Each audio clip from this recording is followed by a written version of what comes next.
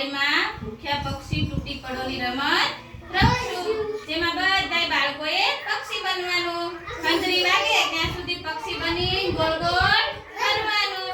જેવી ખંજરી બંધ થાય એવું વચ્ચેથી એક